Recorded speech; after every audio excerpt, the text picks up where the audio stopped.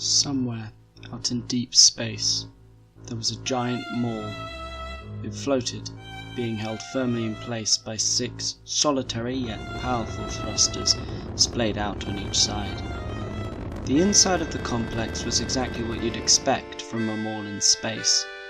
Alien clothes, assorted groceries, an arcade with games from all kinds of cultures, stylish shoes, a store filled with questionable items, and an electronics store with enough technology to put the greatest sci-fi set to shame.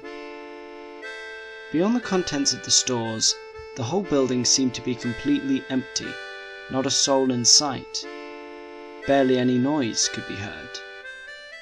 The only sounds that could be heard were a distant sound of trickling water from the multiple fountains the mall was home to, a similarly distant humming noise from the thrusters, and, frankly, obnoxiously loud video game music coming from the arcade.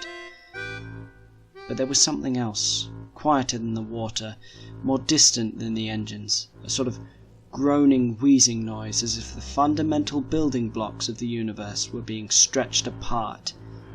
The universe seemed to scream as the whole of nothingness grew larger until it was about the size and shape of a garden shed. Around this time, the thing that used to be nothing became opaque, revealing it to be blue and seemingly wooden. It looked completely out of place among the storefronts, with text on it clearly alien to this part of space, words never uttered in this time or place like Police Public Call Box, St. John's Ambulance, and Pull to Open. The light bulb on top provided a dim light, the windows were completely opaque, and the whole box seemed churned up, splintered and disheveled, as if it had just been through a sandstorm. It stood completely still for a few seconds until it started to blend in with its surroundings. It was still clearly a wooden police box from the 1960s, but anyone who saw it would think it had always been there. Despite its scale and war-battered look, it just seemed normal. That was until there was a loud mechanical sound and the doors swung inwards instantly, giving room for the billowing smoke inside. It filled up almost the entire floor, but the more intriguing part was beyond the smoke, inside the box. It was larger inside, significantly so. The interior was the size of a cathedral, though not quite as regal.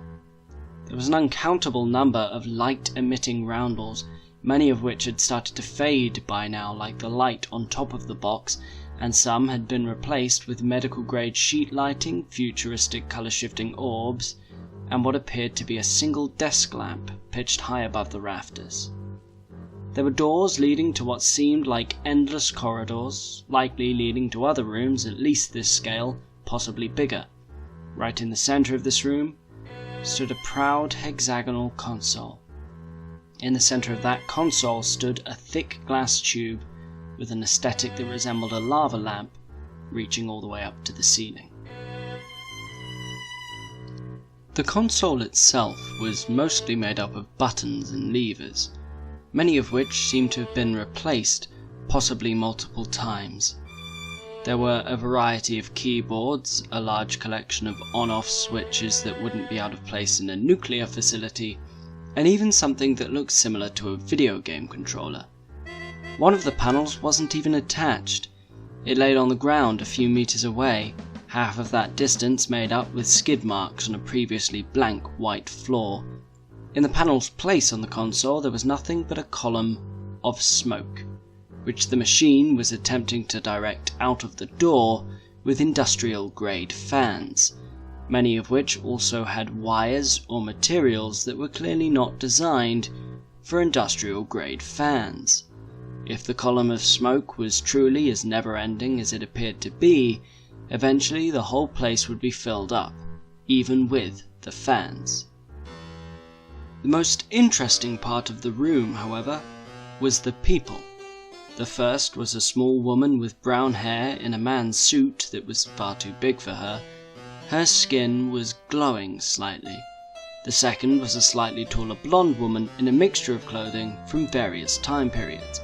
Her skin seemed perfectly normal, if perhaps quite fair. Their clothes were just as tattered, if not more so, than the box or the room contained within. The smaller woman wafted at the smoke with an open palm, obviously doing little to nothing. Still, better than normal, right? She spoke, breaking what appeared to have been a very long silence. Usually I end up crashing the bloody thing, and in fairness, I suppose I kinda just did, but at least this time it's not burning. A spark flew from the console as if to make a point, and a small fire began on the floor. We need to get out of here, the taller woman pointed out. She wasn't wrong. The smoke was not going to stop billowing anytime soon, and if they stayed there too long it would fill their lungs. Alas, the smaller one seemed too frantic about saving her machine to even listen to her companion. Doctor! Yes, I know, that's why I opened the door, Sara.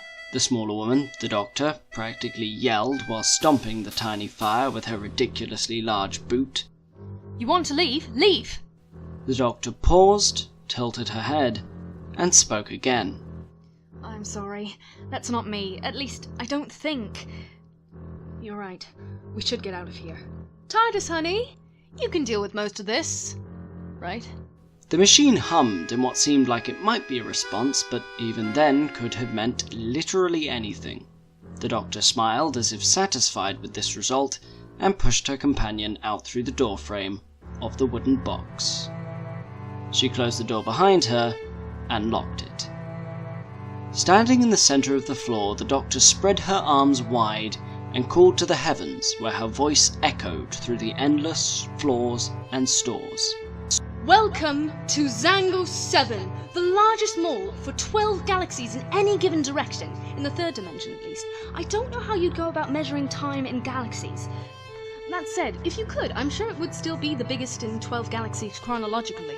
More importantly, it's not open yet, and for the week before it opens there's a huge discount for time travelers, which is what we are, Sara. Her companion, Sara, just stared at her. But this didn't seem unusual. And why are we here? The doctor looked around the shops before looking back to Sara, smiling. So that I can get out of this damn suit.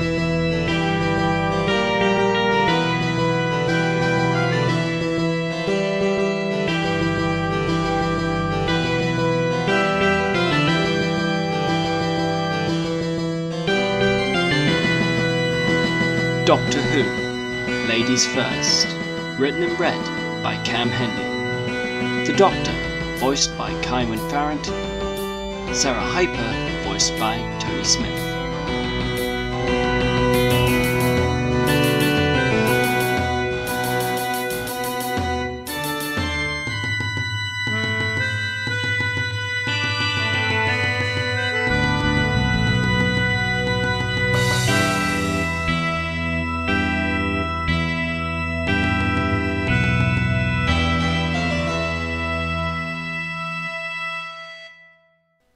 The doctor kept talking for a while.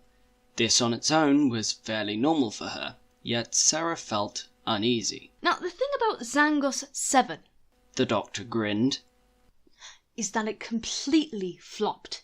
It's in a part of space that isn't easy to get to. The only customers they ever really had was time travelers the week before it opened, and by then they'd sort of run out of stock.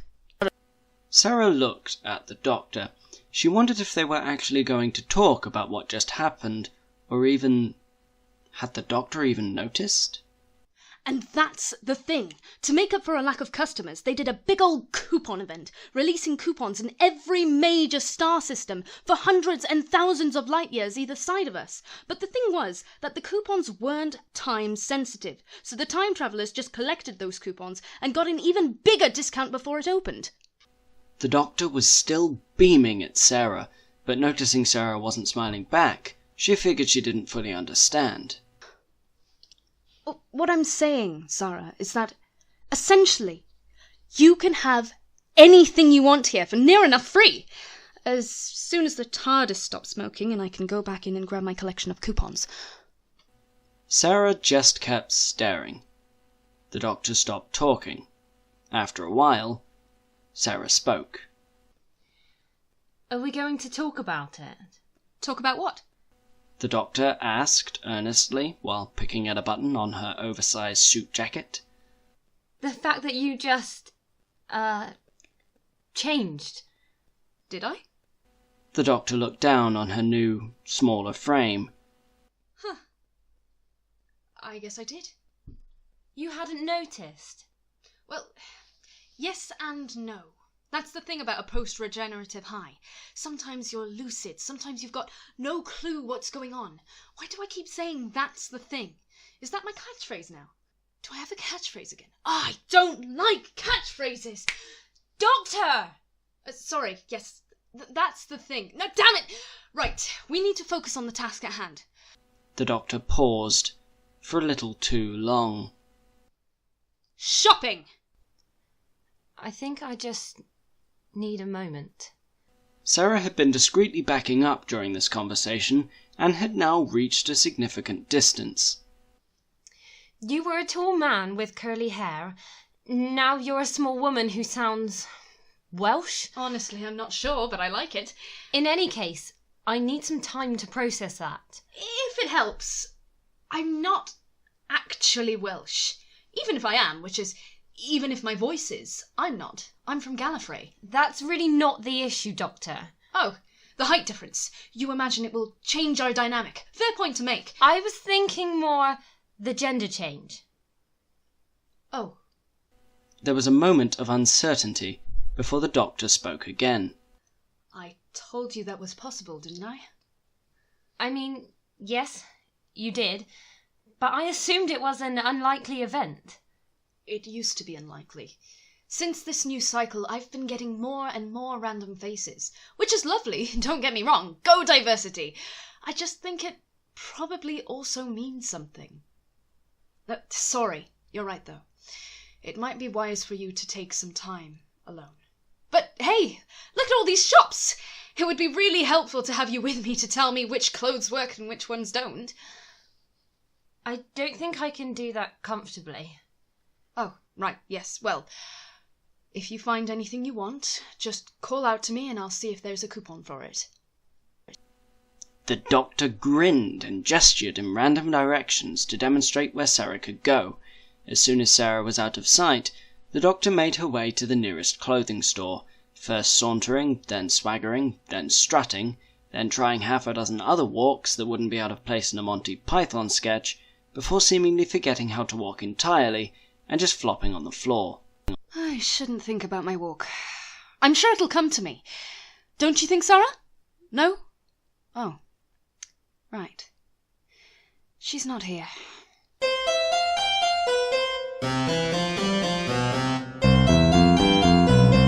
Sara had strolled all the way to the nearest fountain.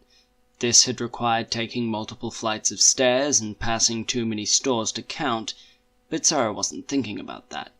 She was thinking of the man she met a few years earlier, tall, dark and handsome, a smile that could slaughter any foe, a pirate who fought with words instead of swords, and travelled in a box instead of a boat. Sara was from the 1600s. The only thing she knew of even remotely similar to this man was actual pirates. She was close to becoming one herself before the doctor showed up. He had saved her entire village from an alien parasite posing as a god of the sea, and decided to take Sara with him after she begged for half an hour. In any case, Sara was used to the doctor as being this big strong man who would defend her at any cost. This new woman that stood in the doctor's place, in the doctor's clothes, she wasn't him. This was someone else. Someone else entirely. It isn't just the gender change, Sara assured herself out loud, making it sound very much like the gender change was the main issue. I'm sure I'd be responding the same no matter what he turned into. She turned into. No, he was a he, she used to be a he. Am I using the wrong pronouns if I refer to her previous self with the pronouns he genuinely preferred? Is it wrong to misgender him to appease the new him? Her. The previous doctor was a man. This one is a woman. He for him and she for her. That's what I'm going with. He'll correct me if I'm wrong. She!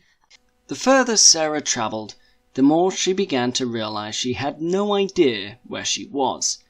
How far had she walked? How long had she been talking to herself? She recognised the general layout and even some of the shops, but now they were in different orders.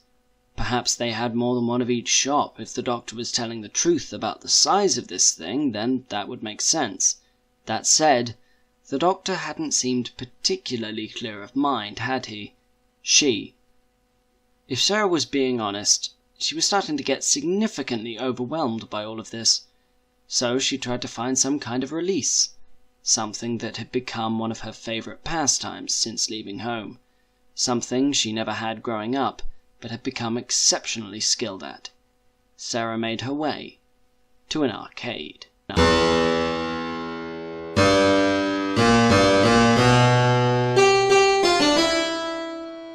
The doctor ran back over to the TARDIS. She opened the door, moved through the smoke, and came back out with a huge pile of coupons. She ran back over to the shop and then ran back out, arms full of bras and underwear. She moved through the smoke, dropped off the bras and underwear, and ran back over to the shop. She ran back out, arms full of similar undergarments, and threw them into the TARDIS. She ran back to the shop. She kept this up for some time, somehow not realizing that living longer doesn't actually mean you need more clothes.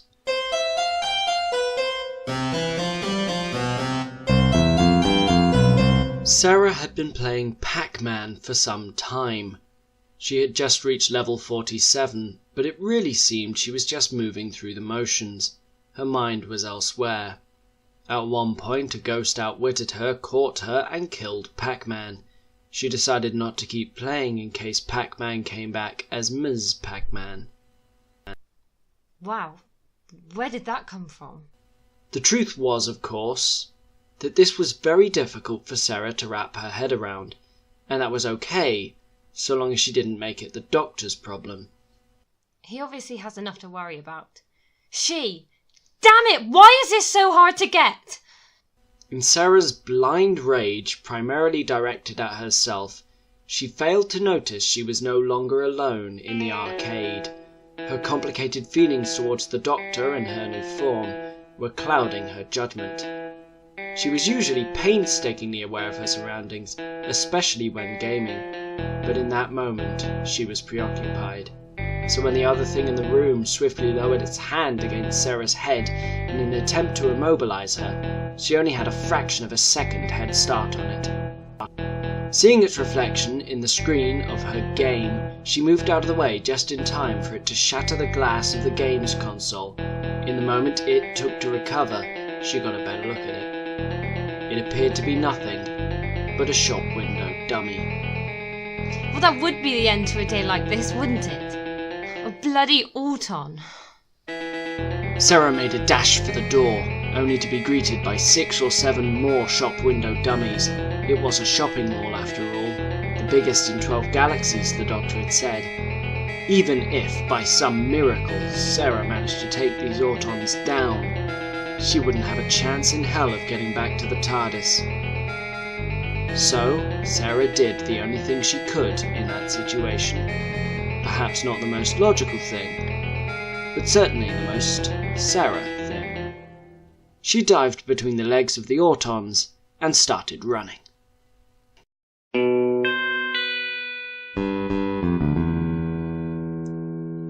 By now, the doctor had moved on to picking shirts, trying on multiple styles.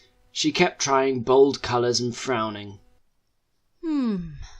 I definitely want at least one bold colour somewhere. Maybe not the suit itself.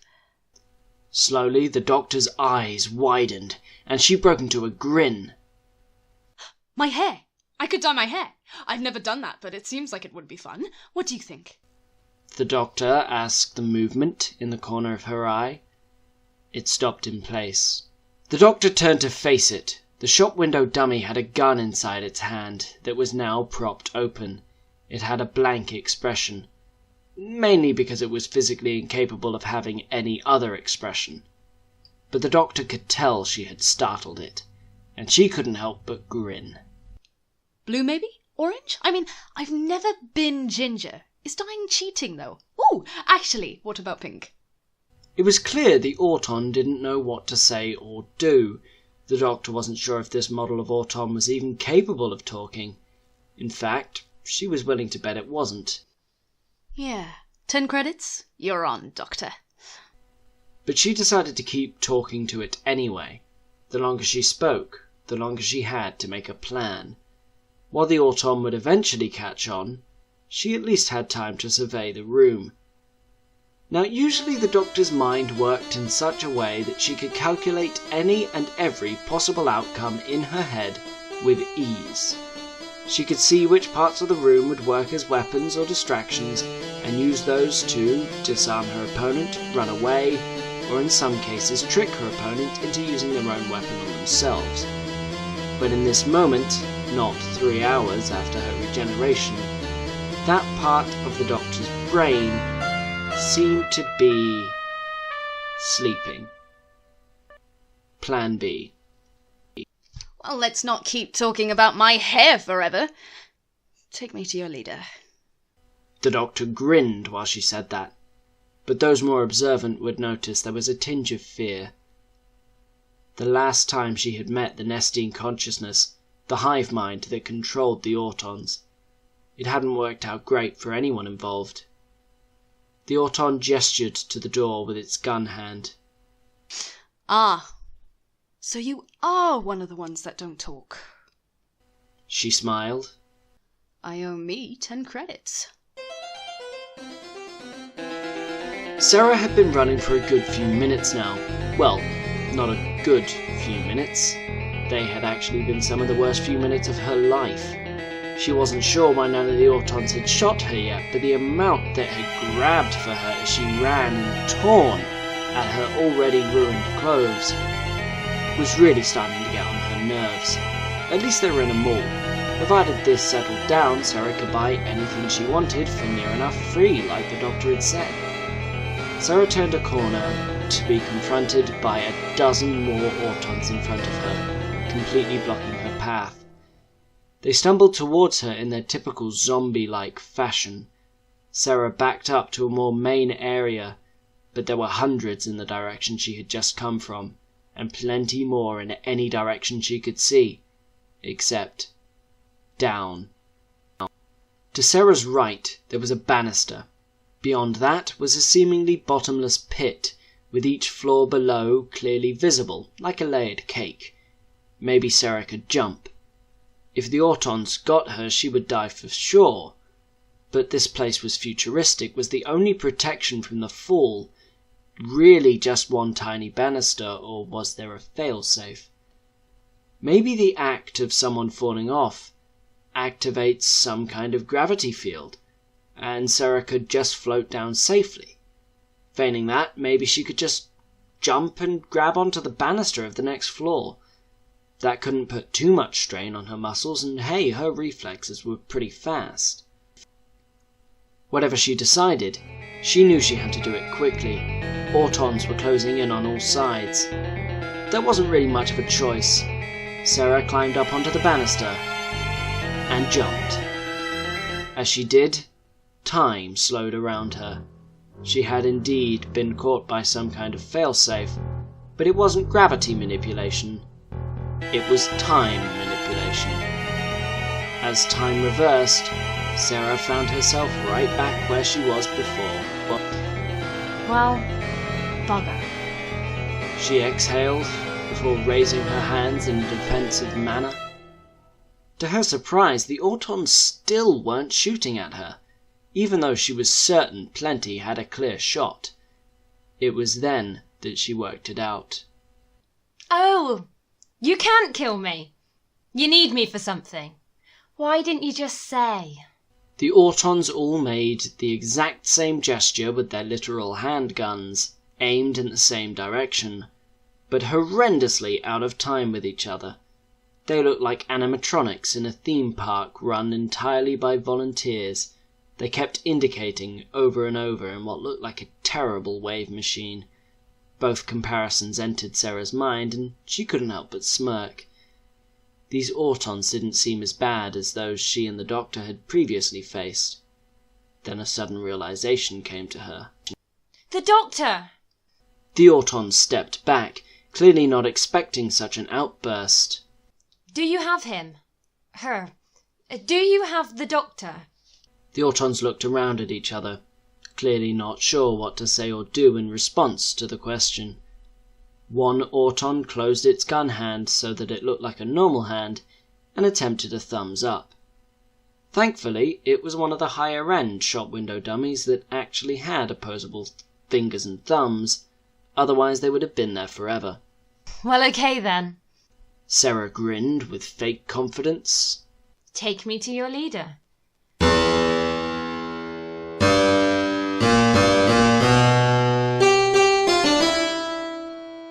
The doctor made her way into a large room, being escorted by autons all around her. The doctor's basic understanding of rocket science and consistent sense of direction and movement, combined with the readings from the TARDIS monitor she glanced at a few seconds before leaving, told her that this room was most likely the engine room. At least that part of her brain was still working. And her centuries of experience battling monsters through time and space told her that this was also the most likely place for the big bad to hide. Hello, Nestine, me old chap! She called into the depths of the ship, perfectly in time to look over the banister and see it. The Nestine consciousness. A being made of pure plastic and psychic energy. The controller. The brain. The only part that could be truly hurt or reasoned with. It was much larger than any version of it the doctor had ever encountered, but she knew that looks could be deceiving. It looked like a dollop of ice cream the size of a building, with a single glaring red eye in the middle. Below that, an insect-like mouth, and all around it, jutting out and flicking at things in seemingly random intervals, huge tentacles with suckers the size of human faces. Every now and then a part of it would mold and change, the liquid plastic seeming to struggle to hold the beastly form, but it would always return to the way that it was. How have you been? It's been a while since... Since you killed us. The Nestine consciousness spoke, not through its useless pincer mouth, but in a psychic field on a perfect frequency for the doctor's mind to interpret. For a brief moment she contemplated whether she should just send it psychic messages instead of project her voice all the way down to it. The voice was new, she didn't want to break it. Then she considered Sara coming in and seeing her essentially having a staring contest with One-Eyed Willy down there, and decided it wasn't worth the risk. In fairness, Mr. Consciousness. Don't call us Mr. Consciousness. We don't use the title. The consciousness informed her. While we're on the subject, we also use they them pronouns. Oh, The doctor was slightly taken aback. I'm sorry. I've just always heard people refer to you with single-person male pronouns. I suppose it makes more sense for you to identify as a non-gender specific entity. I mean, it's what you are, and I support that. The doctor smiled at her opponent. They appeared to smile back. Thank you, Doctor. We thought you might understand. Oh, absolutely. This isn't the first time I've regenerated into a woman, and it took the universe a couple 100 years after that to stop using he, him pronouns as an assumption. Some people still do it. We honestly didn't expect to have so much in common. It's a shame, considering we have to kill you now. The consciousness grinned. With a face like that, most people would find noticing facial expressions incredibly difficult. But the doctor was a pro. She was also a pro at distracting people while she thought of a plan. Why? Well, Doctor, you killed us multiple times.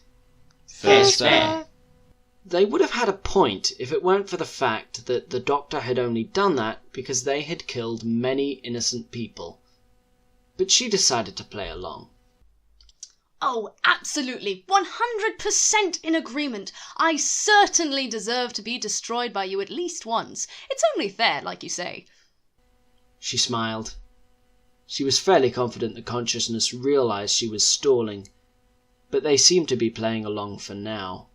I do have one question, though. Dying man's last wish. Ooh, I did it there. No response. You know, misgendering.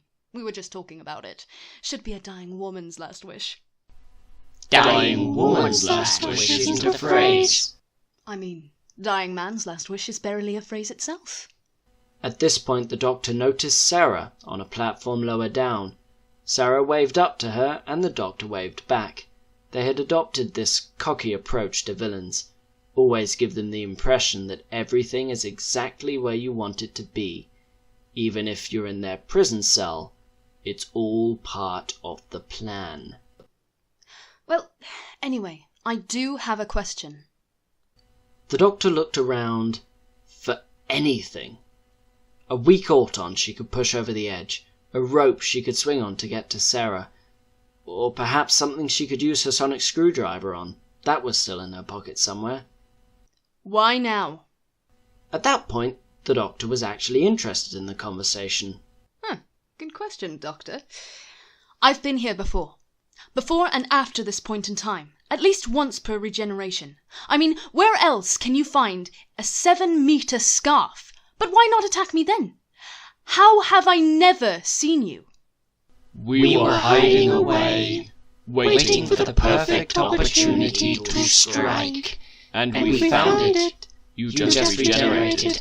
Our knowledge of Time Lord biology tells us that you are therefore weaker now. You will heal for a few hours, but your body will also have an upper limit. For the first time in a long time, you're vulnerable. The doctor tried her best to maintain her positive outlook, but she had to admit, the consciousness was right. Her mind was all over the place, her body was weakened, and her companion was completely out of reach. Perhaps this was it. Her final death. The villain that would take the legend that the Doctor had become and give it a, frankly, rather lackluster ending. I knew I'd have to go at some point. I just didn't think it would be the Ortons. Talk about a C-list villain. Come on, Doc! Sara called. Let's stop playing with our food and beat the crap out of these waxworks. If they had a plan, that would have been the perfect time to put it into action. Considering they hadn't spoken since leaving the TARDIS, the Doctor realized she had about 5 seconds of confusion to put a plan together, and then put that plan into action. Thankfully, her Time Lord brain was able to slow her own perception of time somewhat, giving her longer to think about it. But it was no guarantee. 5. She used most of the first second figuring out she needed to make a plan, and spent the rest telling Sara off in her mind. Did she have any idea how difficult this was going to be? 4. She spent the second looking around for weak spots. Anything she may have missed on her way in. There was an Auton close to her that maybe she could take out. Sara had 2 around her, and the Doctor knew she could take them down with ease. At least that could create a few more seconds of confusion. 3. As violence was seeming like it was possibly the only option, the Doctor searched her brain for memories of Venusian Aikido, a fighting style she was proficient in. She found nothing. Bugger. 2.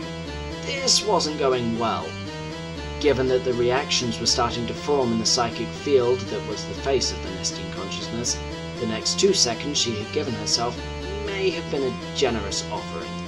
Doctor did her best to look back over the conversation they had been having, looking for so much as a single word she could twist or a thread she could dangle from. 1. The Nestine consciousness was about to speak. Surely there was something. Then it came to her. A simple question, but with all the time travel around this place. If she was right, the consciousness would have no choice but to let them go. In the second half of the final second, the doctor let the consciousness speak. We're plastic, not wax. The comparison is poor and honestly rather hurtful. How did you know? The doctor asked, one eyebrow cocked in the Nestine's general direction. In that moment, Sara realized the doctor had a plan. She had been with him long enough to tell these things. Though, the more she watched, the colour and cocky grin returned to the doctor's face. The more she started to realize that this was, in fact, him. Well, her, but definitely the doctor. How did we know what? How did you know that I had only just regenerated when I got here? Sara's faith wavered for a second. She thought that was obvious. The doctor had said it loud enough when they arrived. But the confusion being roughly translated in the psychic field told her that this may have been a good move after all. It is as you say, Doctor. You come here often, at least once per regeneration. You will visit here in the future with your companions Chloe Green and Ricky. The doctor put her fingers in her ears. It was a pointless gesture, given the consciousness was speaking directly into her brain, but the message was clearly conveyed. Don't spoil my future companions, just answer the question. Well, you had your companions with you, and you told them about the time you came here just after regenerating. This time... Aha! The doctor beamed. Sara started to smile, mainly due to the doctor's grin. She wasn't quite sure what her angle was exactly, but this smile clearly wasn't fake. Don't you see? You've already seen me survive this. You've seen me in the future, so you can't kill me now. Time can be rewritten, Doctor. Yes, but if it is, I won't be there in my future, your past, to let you know that I'll be here now, meaning you won't be prepared, and Sara and I will survive this adventure. So I will be in the future to let you know that I am coming back now, so you will kill me, so you won't know to kill me, so you won't kill me, so you will kill me, so you won't kill me. Are you getting this temporal causality loop? It took a moment for the Nestine consciousness to comprehend this. Sara didn't even get it, but the way the doctor had said it sounded cool, and it seemed to work. So... The Nestine consciousness cleared the throat that they didn't have. So what you're saying is that it's physically impossible for us to kill you. The doctor nodded. Oh. Darn. Well, we'd certainly like to try anyway. And risk ripping a hole in the fabric of space-time? Or worse, creating some kind of alternate reality made up of every time period happening at once in the countdown to the universe's destruction?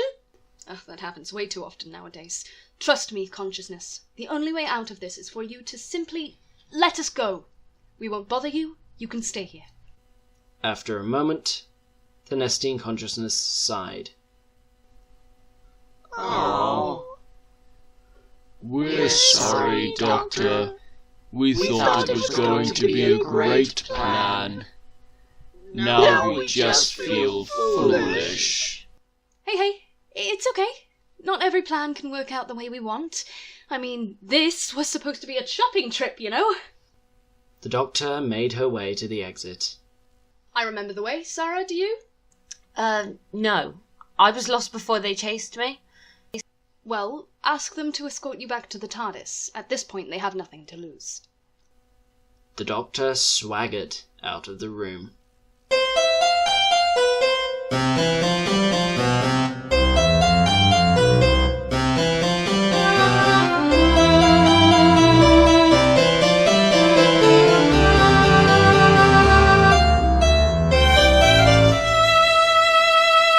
Soon the two women were face to face again.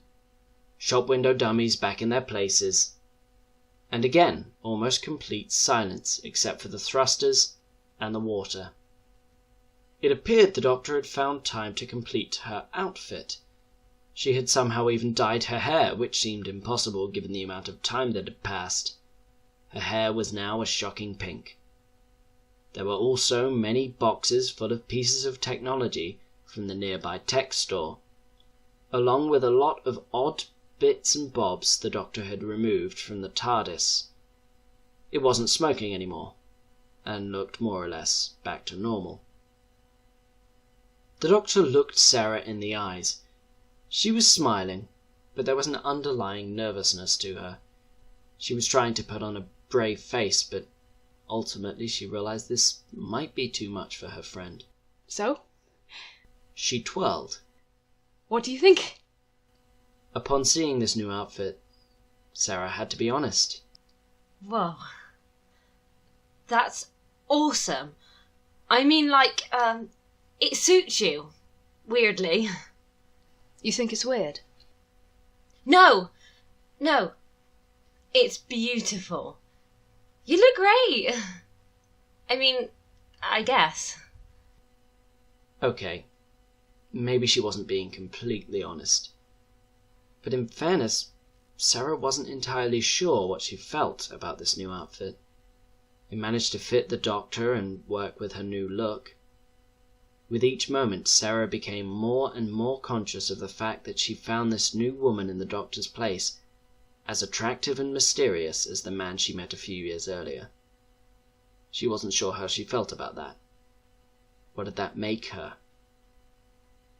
She decided to move on before she lost herself again. So, are we going to make a move? Oh, yes, of course. The TARDIS is preparing a few more of her core processes, but safe enough to fly at this point. Unless you want to buy something, Susan. Susan? Sorry, Jamie. No, Brigadier. This was bound to happen eventually. I'm at the end of my post-regenerative high, Clara. No, Sarah, Clara. Sarah Jane. Sarah Normal. Just Sara. Point being, there's sort of 2 stages post-regeneration that you kind of flip between the high and this bit. Are you going to be okay? Oh, yeah. Don't worry, I'm essentially immune to damage for a while anyway, and the nesting consciousness can't do anything to hurt me or the universe will blow up. Sara didn't exactly seem filled with confidence. Look, Sara, at worst I'll be incoherent for a bit. More likely, I'll just lose consciousness. With that, the doctor smiled, and, as predicted, lost consciousness. Sara lurched forward to catch her, but she was too far away, and the doctor hit the floor with a loud smack. She had fallen on the side of her face, and didn't seem to be bleeding, but Sara thought it best to check. As Sara slid her fingers over her friend's veins, she felt an unexpected wave of familiarity. The 4 beats. 2 hearts. The same 2 hearts she felt so dearly for. While the voice was different, the body was different, and the person was vastly different. At the end of the day, she was still her friend. She was still the person she ran away with. She was still her doctor. And that was just about the highest praise she could give anyone.